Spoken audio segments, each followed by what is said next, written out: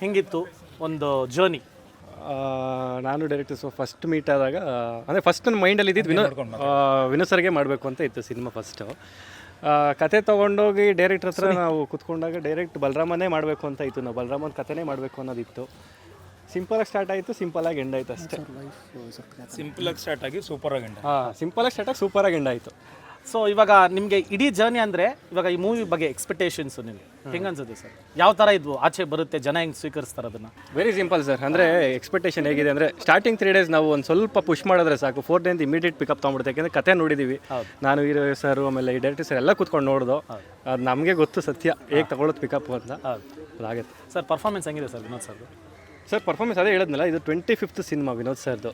ಅಂದರೆ 24 ಸಿನಿಮಾ ನೋಡಿರೋದು ಬೇರೆ ವಿನೋದ್ ಸರ್ನ. ಈ 25ನೇ ಸಿನಿಮಾ ಬೇರೆ ಅವತಾರನೇ, ಅಂದರೆ ಬೇರೆ ಲೆವೆಲ್ಗೆ ಹೋಗಿ ನಿಂತ್ಕೊಳ್ಳುತ್ತೆ, ಅದಂತೂ ಗ್ಯಾರಂಟಿ. ಸರ್ ಡೈರೆಕ್ಟರ್ ಸರ್ ಬಗ್ಗೆ ಹೇಳೋದಂಗೆ ಅದೇ ಕ್ಯೂಟ್ನೆಸ್.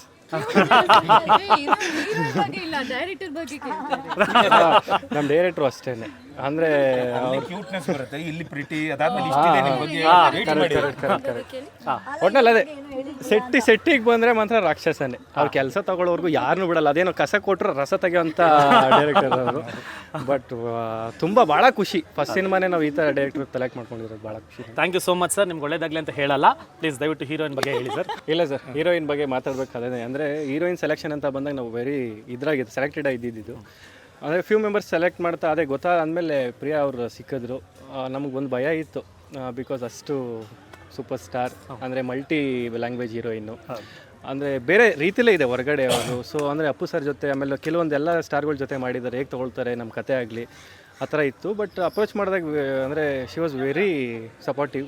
ಆಮೇಲೆ ಸೆಟ್ಟಿಗೆ ಬಂದರೂ ಅಷ್ಟೇ, ಇಷ್ಟುದ ಮಗು ಹೇಗೆ ರಿಯಾಕ್ಟ್ ಮಾಡುತ್ತಲ್ಲ ಹಾಗೆ ಎಲ್ಲರೂ ಡಲ್ಲಾಗಿ ಡೇ ಆ್ಯಂಡ್ ನೈಟ್ ಶೂಟ್ ಮಾಡ್ತಿರ್ಬೇಕಾದ್ರೆ ಡಲ್ಲಾಗಿದ್ರು ಇಲ್ಲ ನಾವು ಮಾಡೋಣ, ಎಲ್ಲರಿಗೂ ಸಪೋರ್ಟ್ ಮಾಡ್ಕೊಂಡು ಮಾಡಿದ್ರು. ಮೇಡಮ್ ಇದೆಲ್ಲ ನಿಜನೇ ತಾನೆ ಮೇಡಮ್? 100% ಸರ್. ಭಾಳ ಖುಷಿ ಇದೆ ಸರ್. ಅಂದರೆ ಪ್ರತಿಯೊಬ್ಬರು ಆರ್ಟಿಸ್ಟು ಅಷ್ಟೇ ತುಂಬ ಸಪೋರ್ಟ್ ಮಾಡಿ ಇಲ್ಲಿವರೆಗೂ ಬಂದಿದೆ.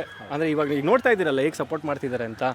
ಅವ್ರ ಪಾಪ ಚೆನ್ನೈಯಿಂದ ಬಂದರು, ನೆನ್ನೆ ಬಂದಿರೋದು, ನೆನ್ನೆಯಿಂದನೂ ಫಾಲೋಅಪ್ ಮಾಡ್ತಾನೆ ಇದ್ದಾರೆ. ಏನು ಮಾಡ್ಬೇಕು ಸ್ಟ್ರೆಸ್, ಏನು ಮಾಡ್ಬೇಕು, ನೀವು ಹೇಳಿ, ನಾನು ಇದ್ದೀನಿ ಮಾಡ್ಕೊಡ್ತೀನಿ ಅಂತ. ಅದೊಂದು ಅವ್ರಿಗೆ ಅದೊಂದು ಬೇಜಾರಾಗ್ಬಿಟ್ಟಿದೆ, ಪಂಚ ಒಂದು ಹಾಕೊಂಡಿಲ್ಲ. ಎಲ್ಲ ಒಂದೇ ಥರ ಇದೆಯಲ್ಲ ಸರ್, ಆ್ಯಕ್ಚುಲಿ ನೀವೇ ಮೇನ್ ಹಾಕೊಬೇಕಾಗಿರೋದು.